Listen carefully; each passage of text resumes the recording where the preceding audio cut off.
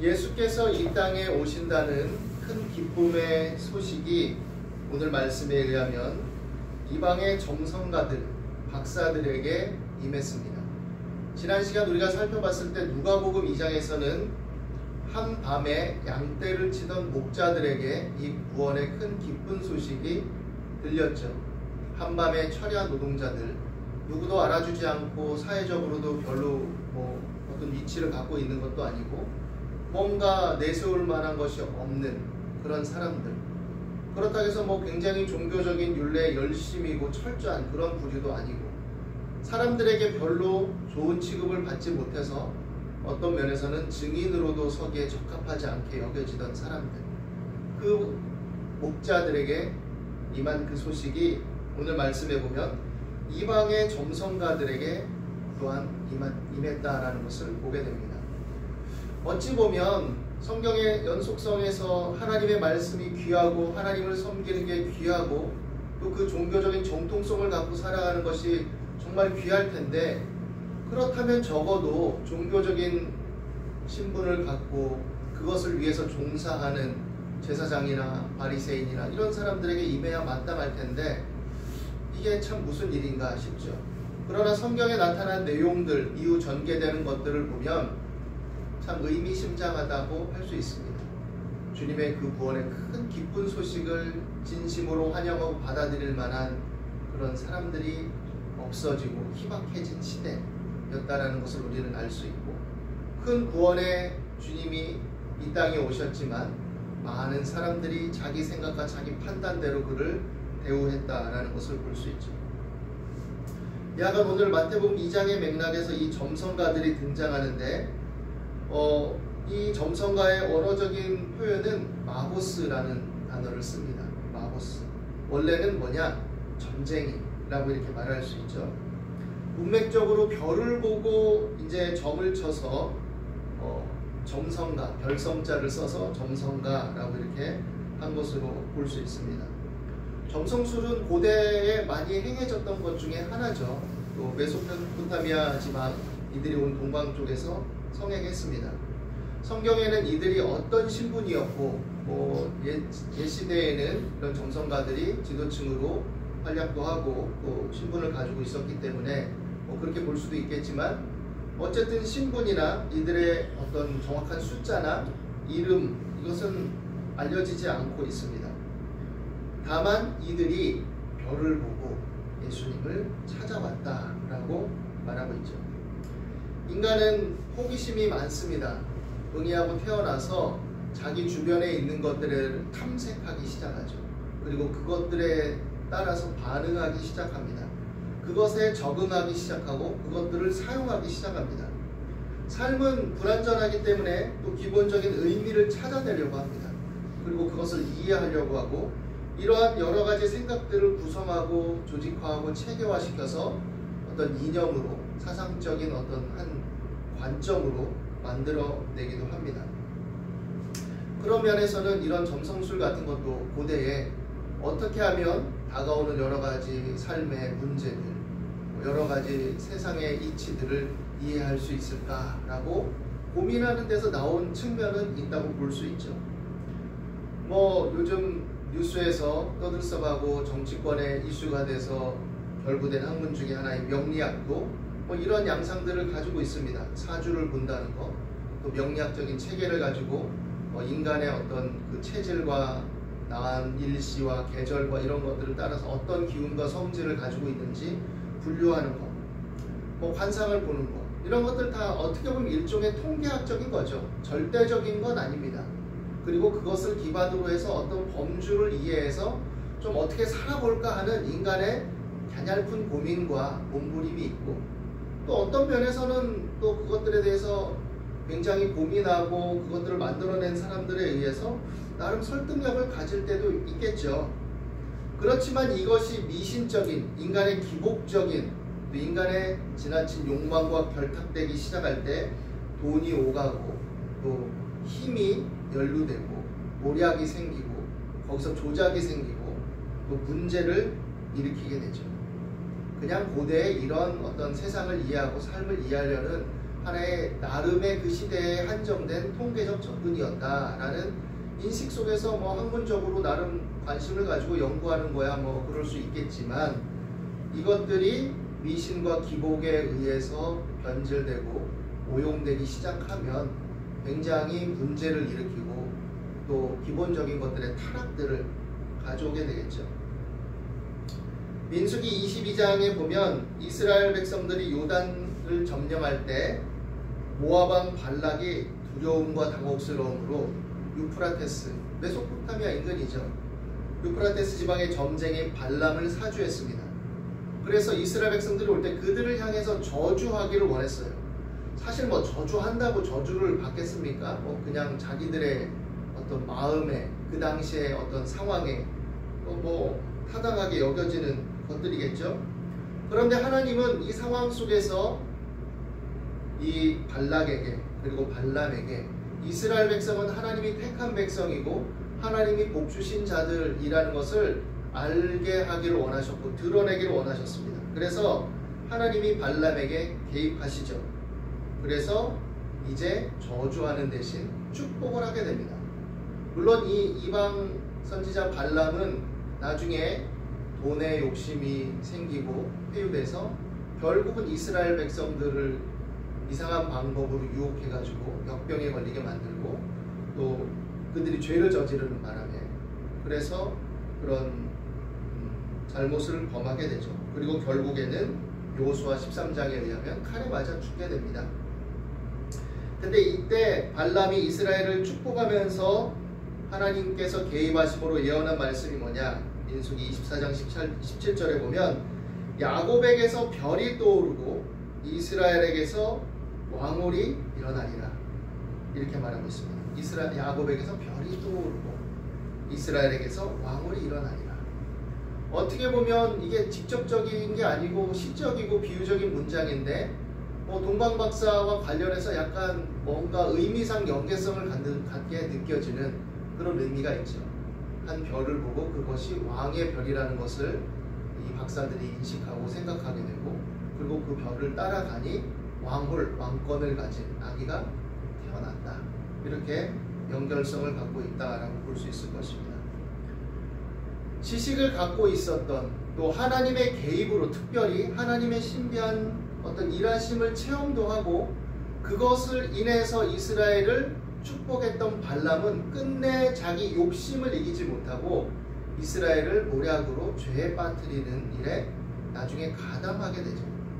사람이 뭔가를 알고 이해한다고 해서 그것이 내 인격성이 되거나 내 삶의 원리와 근본 동기와 방편이 꼭 되는 것은 아닙니다. 굳이 이 발람을 근거로 떠들어내지 않아도 우리의 일상 속에서도 우리의 삶을 통해서도 알 수 있죠. 그렇기 때문에 인간이 참 약한 존재이기도 하고 때로는 굳세고 강하기도 하지만 가냘픈 존재요, 흔들리는 존재이기도 하고, 또 눈앞의 욕심을 인해서, 눈앞의 이익을 인해서, 눈앞의 잠깐의 편리 때문에 정말 중요한 것들을 지키지 못하고 붙들지 못하고 흔들릴 수밖에 없는 그런 참 안타까운 그런 존재성을 한편으로는 또 가지고 있는 것이 아닌가라고 이렇게 생각하게 됩니다. 이런 인간 군상들의 여러 가지 모양들이 오늘 읽은 말씀에 나타납니다. 왕권의 힘을 가지고 있어도, 많은 지식과 정보를 가지고 있고 또 나름 백성의 지도자요, 성경에 능통한 자들이라고 하던 자들도 실제적인 삶에 있어서는 그냥 주어진 삶의 환경과 상황에 치우쳐서 거기서 타협하고 또 자기 욕망을 버리지 못하고 그대로 구현하는 것을 보게 되죠.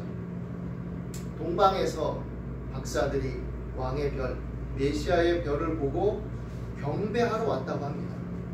사실 이스라엘의 지도자들이, 이스라엘 백성들, 유대 백성들이 그렇게 경배하기 위해서 와야 되는데 그렇지 않았죠.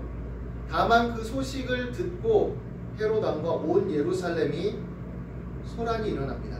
이게 어찌된 일이냐?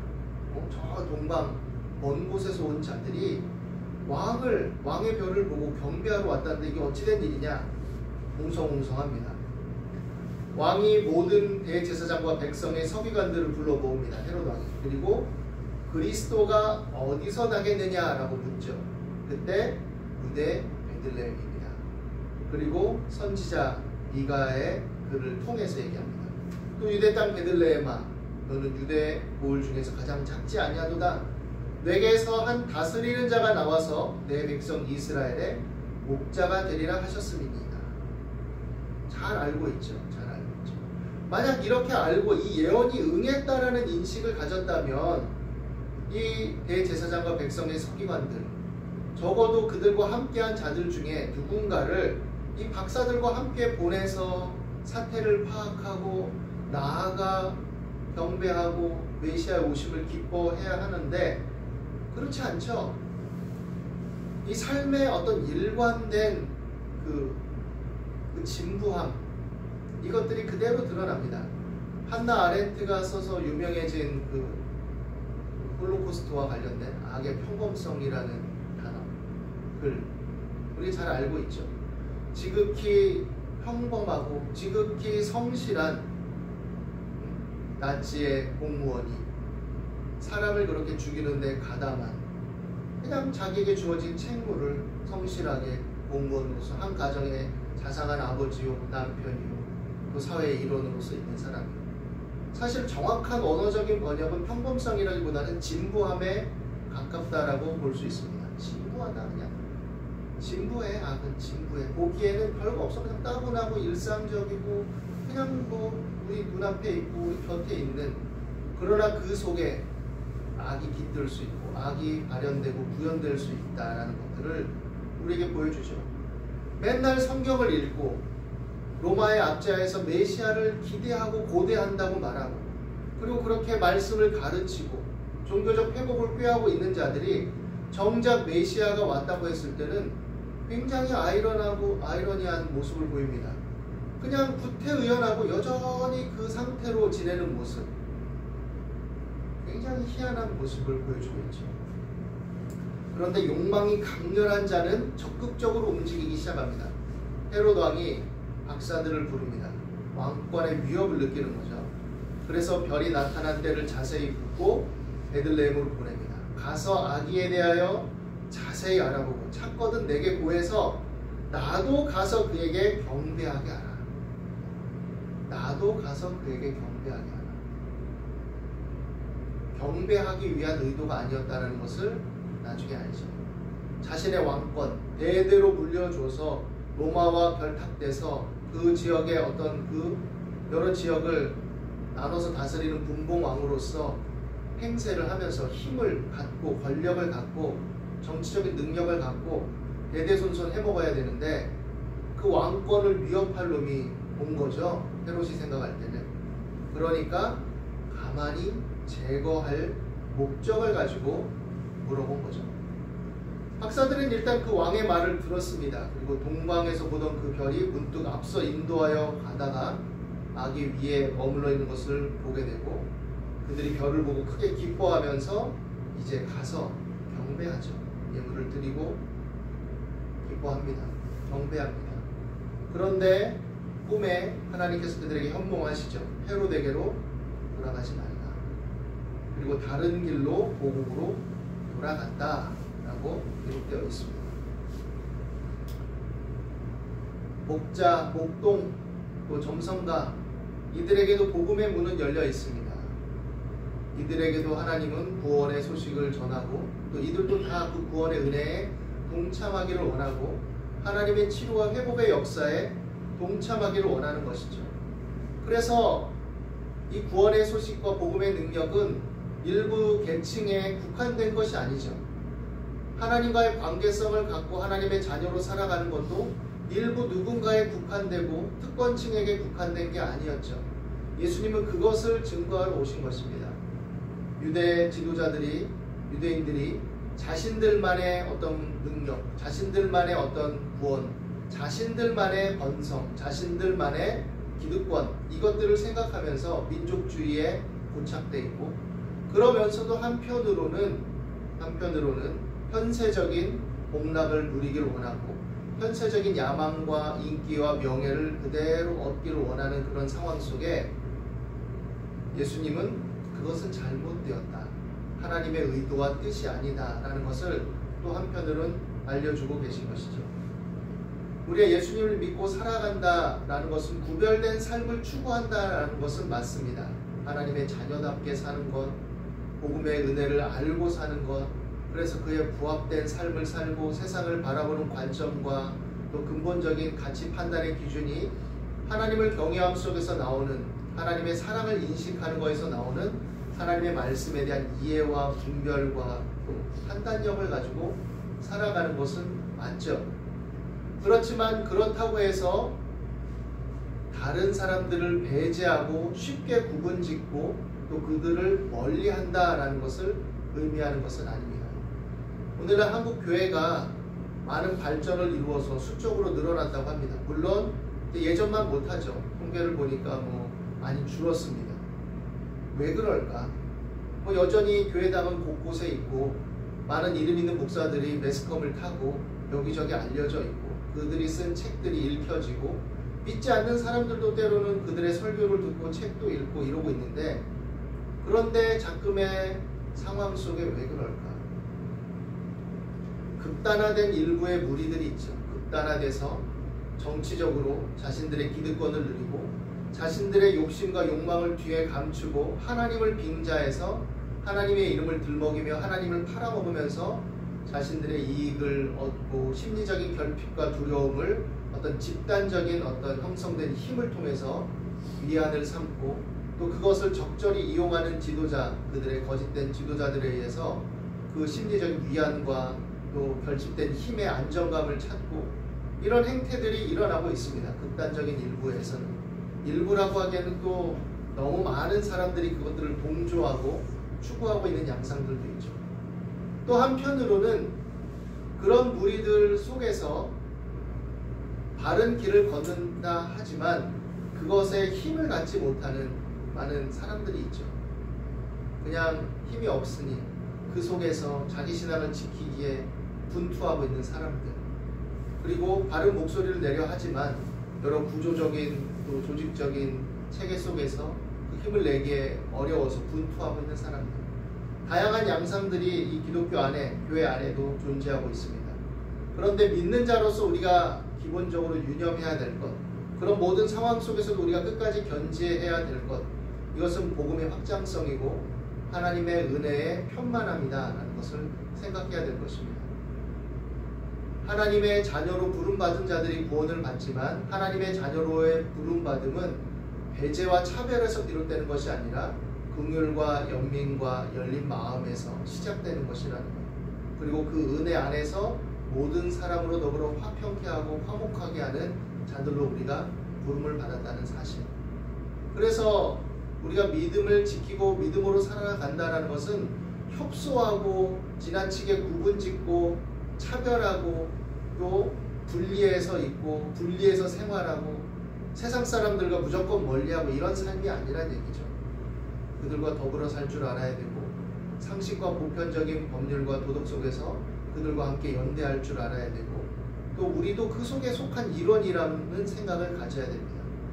그 속에서 믿음의 자녀들로서 살아가는 것이고 그 속에서 여러 학문과 지식과 정보들을 배우고 익히면서 우리의 삶을 발전시켜 나가고 또 하나님의 자녀답게 그 속에서 하나님의 사랑을 나타내고 용서하고 또 화평을 이루고 그렇게 살아가는 거죠. 그런 삶이 사실 쉬운 건 아닙니다. 피곤하죠. 힘겹죠. 때로는 양보해야 되는 삶이 피곤합니다. 때로는 내가 알면서도 져주는 것들이 필요할 때가 있죠. 물론 그렇다고 해서 불의와 타협하고 정의의 목소리를 내야 될 때 그냥 입을 다물어 버리라는 뜻은 아니죠.